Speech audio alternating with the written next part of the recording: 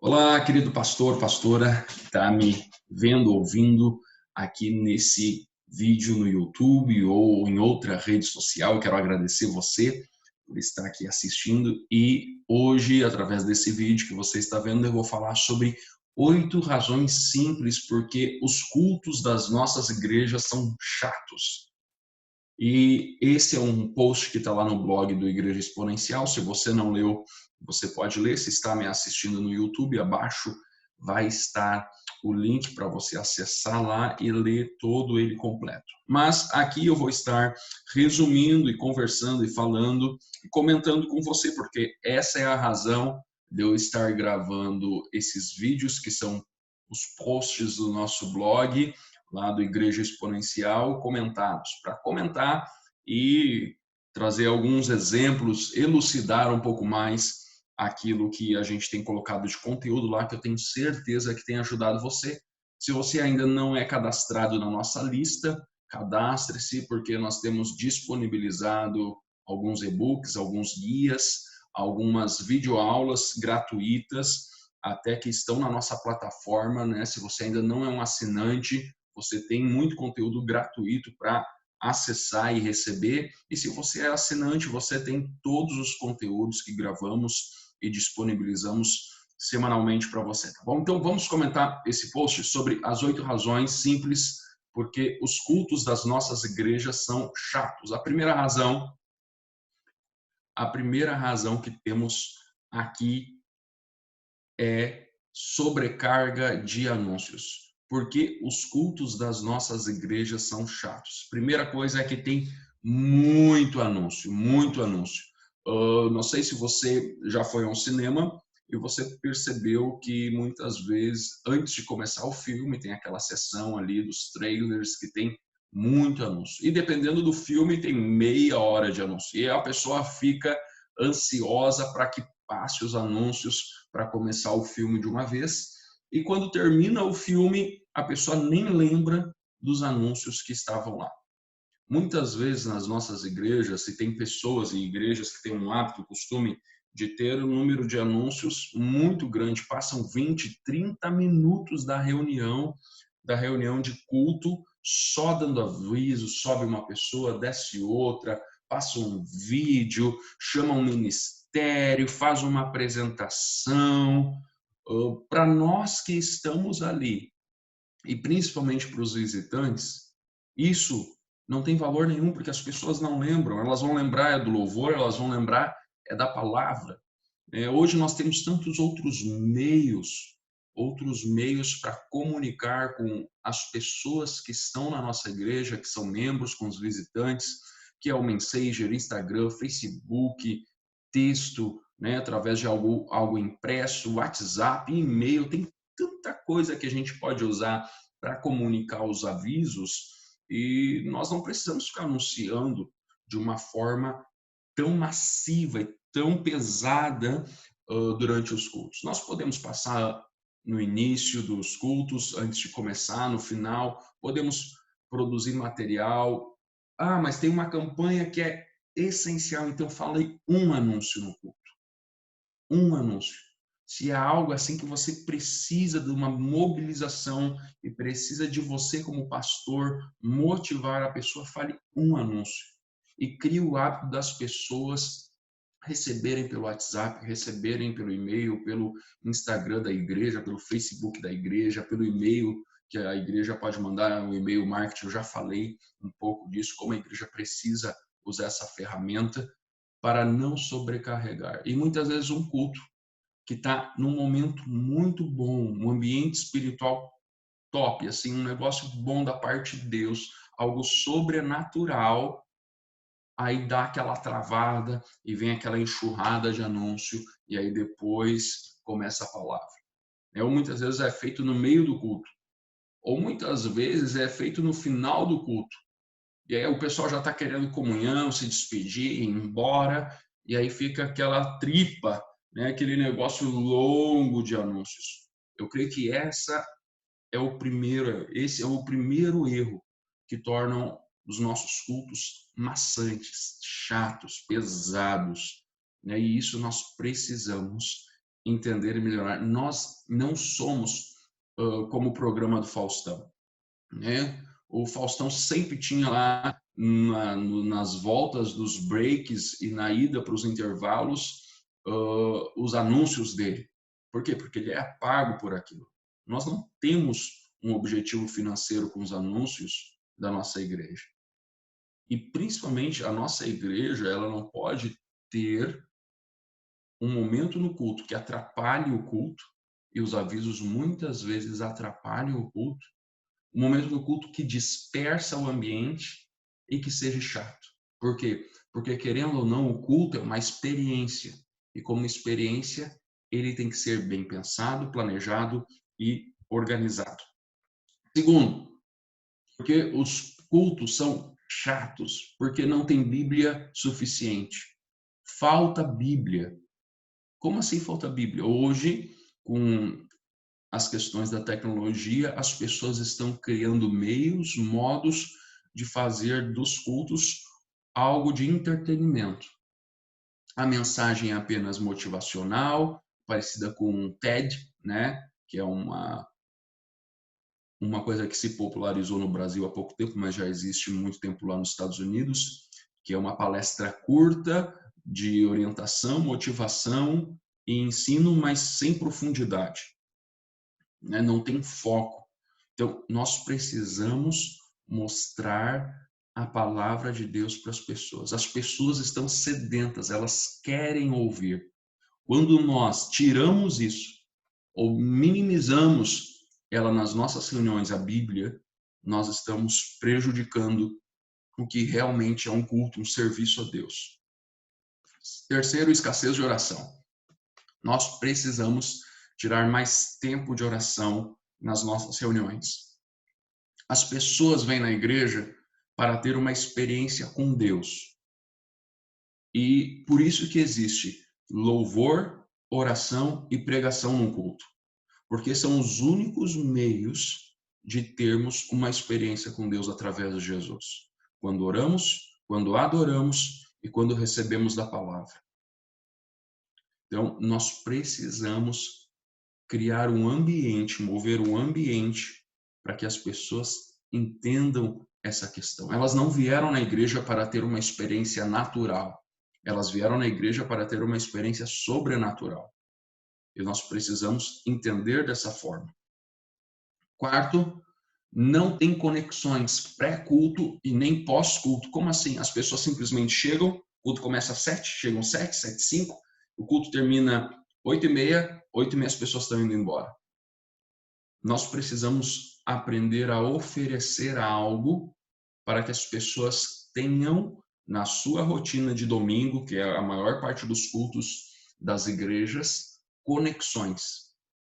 Que a igreja pode ser também ali um ambiente de conexão, de comunidade. Uma igreja que não tem isso, ela se torna simplesmente um supermercado. A pessoa vai lá, pega o que ela quer e depois a pessoa vai embora. E isso não gera conexão. O que não gera conexão é algo chato. É algo sem vida, é algo sem propósito. Então, eu e você precisamos criar estratégias para gerar relacionamento. Converse com os voluntários, converse com as pessoas que estão encarregadas, que têm a sua escala daquele domingo, com os ministérios de apoio, para que gere um ambiente de conexão nas suas reuniões. Isso nós precisamos melhorar e melhorar muito. Conflito contínuo.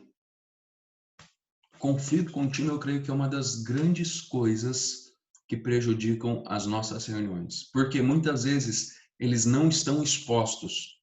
Mas quando você chega numa casa que sempre está em guerra, você sente no ambiente. E muitas vezes as nossas igrejas estão cheias de conflitos internos. Isso traz falta de união, isso traz falta de perdão, e isso na igreja extingue e apaga o agir do Espírito Santo. Apaga. E quando as pessoas chegam na igreja, elas percebem isso. Então nós precisamos ajudar as pessoas da nossa igreja, a nossa igreja, a ter união e a ter um ambiente de perdão, para que o fluir do Espírito Santo não cesse e isso não venha atrapalhar as nossas reuniões também. Nós, como líderes, devemos proteger ativamente o ambiente de relacionamento da igreja. Como eu falei num ponto anterior, nós temos que gerar conexão. Se não tem um ambiente saudável de relacionamento, não vai haver conexão. E as pessoas que chegam vão perceber isso. Outra coisa, esgotamento pastoral. Uma das coisas que torna o culto chato é quando o pastor trabalha, e quando ele chega no culto domingo, ele já está esgotado. Ele já não tem a alegria. Né? Na palavra de Deus tem aquilo que fala que o pastor ele tem que servir com alegria, mas ele fala para os membros dizendo, olha, que vocês, na vida de vocês, não tornem o trabalho da vida pastoral, dos líderes, dos guias espirituais, fala isso em Hebreus, um peso, porque isso não tem proveito para vocês, porque nós, se não tivermos bem, eu e você, fisicamente, emocionalmente e espiritualmente, nós não vamos conseguir conduzir a reunião de uma maneira eficiente. E muitas vezes o que acontece? O pastor passa a semana toda sobrecarregado, pesado, né? Resolvendo problemas, ajudando pessoas. Além dos problemas da igreja, das pessoas têm os seus próprios problemas. E quando ele chega no culto, ele já está com uma fadiga acumulada.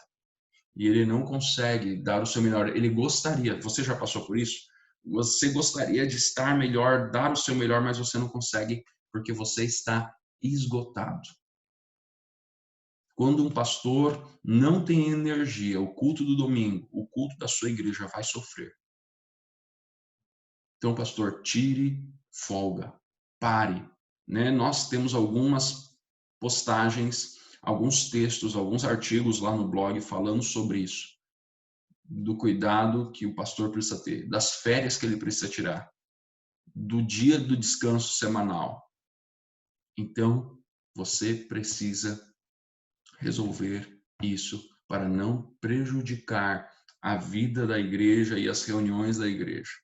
E a igreja também precisa aprender a não levar o seu pastor ao esgotamento.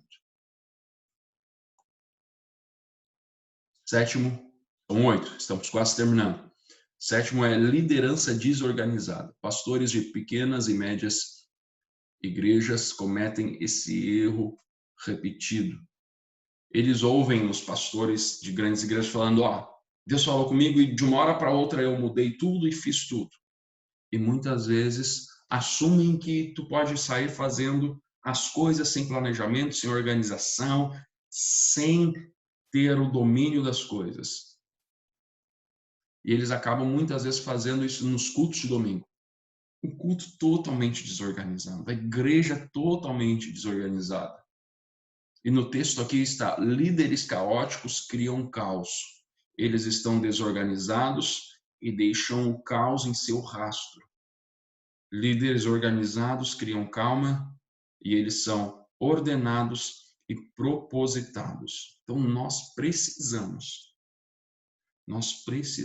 entender que grandes igrejas têm uma estrutura de liderança, que se uma peça sai do lugar, ela não se desorganiza de uma hora para outra.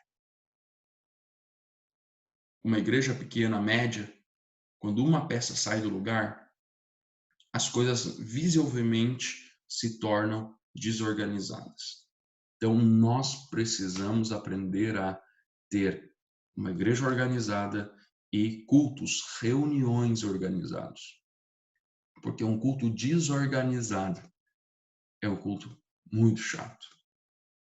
Sabe quando você vai numa igreja e fala assim, o pastor começa a não saber o que fazer? Ou aquele que está encarregado por gerir a reunião não sabe o que fazer? E aí ele chama um, e aí as pessoas falam que não era aquele, ele chama outro, e tudo sem ordem, as pessoas percebem. Além de chato, é até cômico. Até cômico isso. Nós estamos, infelizmente, lidando com um culto dessa forma, dando um grande tiro no pé da igreja. Ah, mas o Espírito Santo tem liberdade. Exatamente, o Espírito Santo tem liberdade para agir na nossa organização. Como assim? Nós nos organizamos, ele faz. Se ele quiser mudar a nossa organização, tudo bem. Ele é o Senhor. Ele que está sobre a igreja. Agora, quando nós colocamos e deixamos na mão do Espírito Santo algo que nós devemos fazer, que ele nos encarregou como pastores, como líderes, nós estamos prejudicando a vida da nossa igreja. Porque tem a obra do Espírito Santo e tem a obra pastoral. Ele nos ajuda na obra pastoral, mas cabe a nós fazer. Então, organize a sua igreja, organize as suas reuniões, né? Organize. E 8, transições desleixadas. Então, durante o serviço da igreja, serviço é o culto, tudo que envolve, né? Antes, a chegada, é tudo sem foco, tudo sem propósito, tudo sem nada. As pessoas esquecem como fazem. As pessoas esquecem como dizer, direcionar. Aí o louvor termina, ninguém sabe o que fazer, o pastor sobe e ninguém sabe o que fazer. E tem umas pessoas que sentam, tem outras pessoas que ficam de em pé, e aí fica aquele negócio assim, ninguém sabe o que vai fazer. Você já participou de reunião assim? Que as coisas são feitas, vamos fazendo. Vamos fazendo. Por muito tempo, bateu muito em cima da questão da liturgia. E a liturgia é algo que foi vista como algo de uma igreja fria, tradicional, sem ação do Espírito Santo. Mas, na realidade, liturgia é a ordem do culto. E dentro da ordem do culto precisa haver transições corretas. Transições corretas. Então, muitas vezes, a igreja, eu já participei de cultos que a igreja estava num momento de adoração, de oração, assim, fantástico. E entra a pessoa que estava dirigindo o culto, o pastor, quebra no meio e conta uma piada. Isso é uma transição correta? Claro que não. Claro que não. Então, nós precisamos ter esses cuidados. Nós precisamos ter esses cuidados. Por quê? Porque se nós não fizermos isso, as pessoas que estão na igreja perceberão. Pode ter certeza, as pessoas percebem. E elas vão falar. Podem não falar para você, pastor, mas vão falar para os outros. Vão comentar com os outros. Ou vão dizer assim, lá, o culto é muito demorado, porque tem meia hora de aviso. Lá, o negócio não flui, parece que o culto é todo quebrado.